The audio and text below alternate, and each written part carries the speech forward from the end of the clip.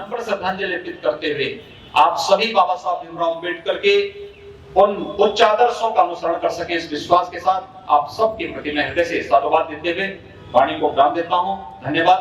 जय हिंद।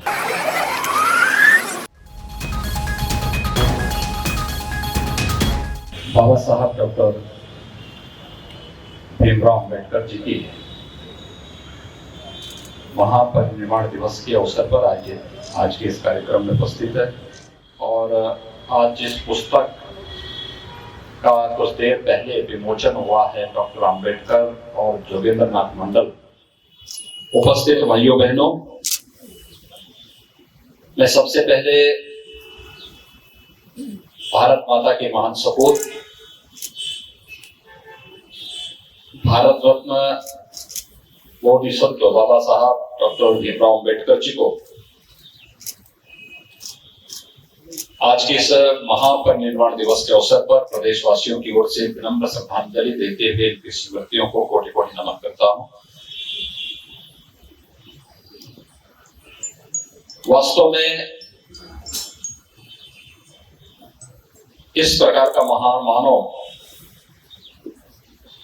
मानवता के उद्धार के लिए कभी कभी ही इस धराधाम पे आकर के अपने व्यक्तित्व से, अपने कर्तृत्व से कुछ ऐसे प्रमाण छोड़ जाता है जो आने वाली पीढ़ी के लिए एक प्रेरणादायी होता है। और निसंदेह बाबा साहब भीमराव अम्बेडकर जी ने मानवता के कल्याण का जो मार्ग प्रशस्त किया, उसी का परिणाम है कि पूरा देश और पूरी दुनिया उस महामानव के प्रति कृतज्ञता ज्ञापित करते हुए उनके प्रति विनम्र श्रद्धांजलि और श्रद्धा का भाव, सम्मान का भाव रखता है। आज का यह कार्यक्रम हमारे लिए अत्यंत महत्वपूर्ण है और महत्वपूर्ण इसलिए कि वैश्विक महामारी कोरोना के बावजूद इतनी बड़ी संख्या में हम लोग एक बार फिर से अम्बेडकर महासभा के इस कार्यक्रम में उपस्थित हुए हैं। मुझे याद है अप्रैल में जब 14 अप्रैल 2020 को हम लोग कार्यक्रम में भागीदार नहीं बन पाए थे। लॉकडाउन के कारण कोरोना संक्रमण को नियंत्रण करने के लिए जो अभियान देश के अंदर प्रारंभ हुआ था, उसी अभियान का वो क्रम था। लेकिन कोरोना पर काफी हद तक नियंत्रण करने के बाद केंद्र और प्रदेश सरकार के द्वारा जो गाइडलाइन जारी की गई है, उस गाइडलाइन के क्रम का पालन करते हुए इतनी भारी संख्या में आप सबकी उपस्थिति बाबा साहब भीमराव अम्बेडकर के प्रति अपने श्रद्धा और सम्मान को व्यक्त करता है। मैं इस अवसर पर आप सबका हृदय से अभिनंदन करता हूं। भाइयों बहनों, हम सबको इस बारे में समझना होगा कि बाबा साहब भीमराव अम्बेडकर महान बने, लेकिन उनके समकक्ष और उसी कालखंड के दौरान दलितों की आवाज को बुलंद करने वाले श्री जोगेंद्र नाथ मंडल को वह सम्मान नहीं मिल पाया। आखिर क्यों? कोई बात जरूर रही होगी और ये पुस्तक डॉक्टर अम्बेडकर और जोगेंद्र नाथ मंडल उसकी बहुत स्पष्ट व्याख्याएं करता है, हर एक की आंखों को खोलने वाला है। बाबा साहब भीमराव अम्बेडकर ने बचपन से सामाजिक अन्याय झेला, छूत का दंश झेला, अपमान सहा। जब उन्हें अपनी उच्च पढ़ाई करने के बाद, उच्च शिक्षा अर्जित करने के बाद वे वापस भारत आए और उन्होंने फिर से अपनी आजीविका के लिए संघर्ष करना प्रारंभ किया, तब भी भेदभाव और सामाजिक अस्पृश्यता उनका पीछा नहीं छोड़ पाई। लेकिन इस सब के बावजूद उन्होंने कभी हिम्मत नहीं हारी। देश के स्वत्व को पहचाना, देश के मूल्य और आदर्शों के प्रति गहरी निष्ठा रखते हुए देश के अंदर दलितों, वंचितों, गरीबों और समाज के प्रत्येक तबके को आगे बढ़ने के लिए निरंतर प्रयत्नशील रहे, स्वयं अपमान झेलते रहे, लेकिन एक बड़े समुदाय को अपमान से बचाने के लिए संघर्ष भी करते रहे। और यही महानता थी कि भारत के अंदर रहकर भारतीयता का सम्मान करते हुए हम लोग भारत के अंदर रहकर के इस समस्या का समाधान करेंगे, भारत के आन बान शान के खिलाफ खिलवाड़ नहीं होने देंगे। इस संकल्प के साथ जो कार्य बाबा साहब भीमराव अम्बेडकर ने किया, आज उसी का परिणाम है कि बाबा साहब भीमराव अम्बेडकर के नाम पर हर गांव, हर शहर, हर कस्बा, हर वार्ड, हर सरकारी कार्यालय और हर एक स्थान पर बाबा साहब अम्बेडकर की स्मृतियां जुड़ी हुई हैं। इस देश का कोई भी जनप्रतिनिधि और कोई भी संवैधानिक पद पर बैठने वाला व्यक्ति अगर शपथ लेता है तो बाबा साहब भीमराव अम्बेडकर के द्वारा बनाए गए संविधान की ही शपथ लेकर के वह उस पद को धारण करता है। जब संविधान का सम्मान होता है, ये सम्मान बाबा साहब भीमराव अम्बेडकर का सम्मान होता है। जब देश की संवैधानिक व्यवस्था संविधान का पालन करते हुए आगे बढ़ती है, तो ये सम्मान बाबा साहब भीमराव अम्बेडकर का भी होता है। और जब बाबा साहब भीमराव अम्बेडकर का सम्मान होता है, तो इस देश के गरीबों का, इस देश के दलितों का, इस देश के वंचितों का, इस देश के जनजातियों का, इस देश की महिलाओं का, सबका सम्मान का मार्ग आगे बढ़ता हुआ दिखाई देता है। लेकिन याद रखना, बाबा साहब भीमराव अम्बेडकर ने इस देश के मूल सत्व को पहचाना था और उन्होंने बहुत स्पष्ट किया था कि भारत के अंदर ही रह करके हमें अपनी समस्या का समाधान ढूंढना है। इससे इतर ढूंढने का, इससे इतर जाने का मतलब वह आत्महत्या सदृश होगा। और जो बात बाबा साहब भीमराव अम्बेडकर ने कही थी, आखिर वही बात सच साबित है। ये जानते हैं, जोगेंद्रनाथ मंडल और बाबा साहब भीमराव अम्बेडकर ये दो महापुरुष थे, दलितों की आवाज आजादी के पूर्व। और जब कांग्रेस ने बाबा साहब भीमराव अम्बेडकर को देश के नेशनल असेंबली में जाने से रोका था, तब बाबा साहब भीमराव अम्बेडकर की ने सीट छोड़ी थी श्री जोगेंद्रनाथ मंडल ने। और उनके कारण बाबा साहब भीमराव अम्बेडकर नेशनल असेंबली के लिए चुने गए थे, जो बाद में संविधान सभा का गठन जिसके माध्यम से हुआ था।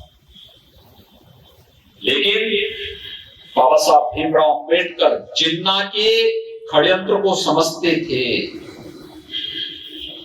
बाबा साहब भीमराव अम्बेडकर को हैदराबाद के निजाम ने भी लालच देने का प्रयास किया। बाबा साहब भीमराव अम्बेडकर को जूनागढ़ के नवाब ने भी लालच देने का प्रयास किया था। खैर, जिन्ना तो उनके सामने पहले ही बोल चुका था कि आप पाकिस्तान को स्वीकार कर लीजिए, हम पाकिस्तान का प्रधानमंत्री बना देंगे। बाबा साहब भीमराव अम्बेडकर ने कहा, नहीं, भारत मेरी मातृभूमि है, मैं अपनी मातृभूमि के साथ कोई गद्दारी नहीं कर सकता। भारत के अंदर रह करके मुझे भारत के दलितों का, भारत के गरीबों का, भारत के वंचितों के लिए न्याय की इस लड़ाई को एक शिखर तक पहुंचाना है। मैं अवश्य विजयी होगा। आज भाइयों बहनों, दलितों, वंचितों, गरीबों के लिए शासन कल्याणकारी योजनाएं बनाता है, तो उसकी पृष्ठभूमि कहीं से प्रारंभ होती है, तो बाबा साहब भीमराव अम्बेडकर से प्रारंभ होती है। अगर ये सम्मान मिल पाता है तो बाबा साहब भीमराव अम्बेडकर के कारण मिल पाता है। लेकिन उसी समय जिन्ना का सहयोग करने वाले जोगेंद्रनाथ मंडल धोखा खा गए। वे स्वयं अपना सम्मान भी नहीं बचा पाए और साथ साथ पाकिस्तान और बांग्लादेश में रहने वाले दलितों को भी उनके जान के साथ धोखा करके भाग करके स्वयं भारत चले आए। आजाद भारत में कभी भी जोगेंद्रनाथ मंडल को सम्मान नहीं मिल पाया। अगर ये पुस्तक और प्रधानमंत्री जी ने संसद में इसका उल्लेख नहीं किया होता तो जोगेंद्रनाथ मंडल का नाम लोग भूल ही चुके थे। लेकिन बाबा साहब भीमराव अंबेडकर, मैंने आपको जो बताया, हर सरकारी कार्यालय में, हर संवैधानिक शपथ में, हर गांव में, हर कस्बे में बाबा साहब भीमराव अंबेडकर का स्मारक भी है। और भारत माता ने, भारत ने अपना सर्वोच्च सम्मान भी भारत रत्न के रूप में किसी को दिया तो बाबा साहब भीमराव अंबेडकर को दिया। यानी मातृभूमि के लिए जो भी योगदान देगा उसके प्रति भारत का हर नागरिक कृतज्ञता ज्ञापित इस रूप में करेगा जो सम्मान बाबा साहब भीमराव अंबेडकर को प्राप्त हुआ। और आज मैं कह सकता हूं, हर गरीब के सम्मान की रक्षा करने के लिए केंद्र और प्रदेश सरकार पूरी प्रतिबद्धता से कार्य कर रही है। इसकी पृष्ठभूमि में जब हम लोग जाते हैं तो ये सब बाबा साहब भीमराव अंबेडकर की प्रेरणा है, जिस प्रेरणा से हम लोग एक ऐसे समाज की रचना, जो भारत की संविधान जिसके बारे में हमें प्रेरित करता है, उस कार्यक्रम को आगे बढ़ा पाते हैं। अभी मैं जब यहाँ बैठा था, हमारे अनुसूचित जाति जनजाति विद्या विकास निगम के अध्यक्ष और अंबेडकर महासभा के अध्यक्ष जी लालजी प्रसाद निर्मल जी ने जो बातें यहाँ पर कही, उन्होंने कुछ बातें यहाँ पर कही। हमारे साथ डॉक्टर लालजी निर्मल हैं, जो कि अंबेडकर महासभा के अध्यक्ष भी हैं। डॉक्टर साहब, इस दिन पर इस सूबे के नाम को संदेश दीजिए। बाबा साहब की ज़िंदगी से हम लोग क्या सीख सकते हैं? बाबा साहब डॉक्टर अंबेडकर ने भारत का संविधान लिखा था और आज हर जगह जितनी भी योजनाएं हैं, जितने भी कार्यक्रम हैं, आप देख रहे होंगे बाबा साहब डॉक्टर अंबेडकर प्रासंगिक हो रहे हैं। हमारे प्रधानमंत्री नरेंद्र मोदी जी ने उनको पूरी दुनिया भर में वैश्विक सम्मान दिलाया है और उनसे जुड़े हुए जितने भी उनका जन्म स्थान था, उनका शिक्षा स्थल था लंदन में, जो जहाँ उनका इंतकाल हुआ, जो उनकी दीक्षा भूमि थी, जो उनकी चैत्य भूमि थी, सब जगह एक बड़े बड़े स्मारक बनवा दिए हैं। और जो योजनाएं हैं भारत सरकार की, प्रधानमंत्री और हमारे मुख्यमंत्री योगी आदित्यनाथ की, उसमें सबसे बड़े जो लाभार्थी हैं वह बाबा साहब डॉक्टर अंबेडकर के वंचित समाज के, दलित समाज के लोग। सर, पूरे देश में बल्कि पूरी दुनिया में जहाँ पे बाबा साहब की अस्थियां रखी हैं, ऐसे बहुत कम स्थल हैं, उन्हीं में से एक ये स्थल है जी। तो मैं चाहूँगा कि हमारे जो दर्शक हैं वो इस स्थल को जानें और यहाँ पे आएँ। तो मैं चाहूँगा कि आप एक अपील करें कि लोग यहाँ पे आया करें। हाँ, यहाँ पर बाबा साहब डॉक्टर अंबेडकर की पवित्र अस्थियाँ रखी हुई हैं और बाबा साहब की धर्मपत्नी डॉक्टर सविता अंबेडकर ने इसे अपने हाथों से स्थापित किया था। भारत के प्रधानमंत्री नरेंद्र मोदी जी यहाँ आ चुके हैं, पूर्व प्रधानमंत्री विश्वनाथ प्रताप सिंह आए हुए हैं, पूर्व राष्ट्रपति आए हैं, वर्तमान राष्ट्रपति रामनाथ कोविंद जी आ चुके हैं और इस देश के तमाम लोग अम्बेडकरवादी यहाँ पे आते रहते हैं। और मैं लोगों से अपील करता हूँ नियमित रूप से बाबा साहब के अस्थि कलश का। जी सर, हमने कल इसको कवर किया था, तो जैसे ये बोधि वृक्ष लगाया गया, फिर बाद में बाबा साहब की मूर्ति लगाई गई, फिर माननीय राजनाथ सिंह जी ने ये मूर्ति लगाई, फिर बाद में स्तंभ लगा। तो कल कहीं ना कहीं ये मांग उठी कि आगे जाके इस अम्बेडकर महासभा को एक और बड़े भव्य भवन के रूप में बनाया जाए। तो सरकार की तरफ से क्या इसकी तैयारी है? क्योंकि विदेशों में तो बाबा साहब की जो विरासतें हैं उनको संजोया जा रहा है, लेकिन यहाँ पे भी ऐसा कुछ होना चाहिए। मुख्यमंत्री जी से इस पे वार्ता हुई है, प्रगति में है, आने वाले दिनों में इसके परिणाम दिखाई देंगे। ठीक, धन्यवाद। ठीक है। हम लोगों ने संविधान की शपथ की।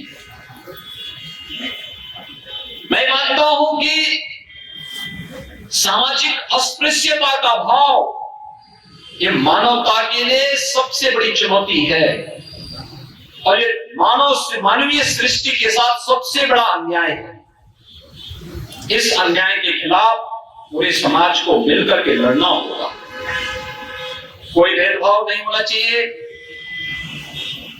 किसी भी प्रकार का छुआछूत और अस्पृश्यता के लिए कोई जगह किसी भी सभ्य समाज में नहीं होनी चाहिए।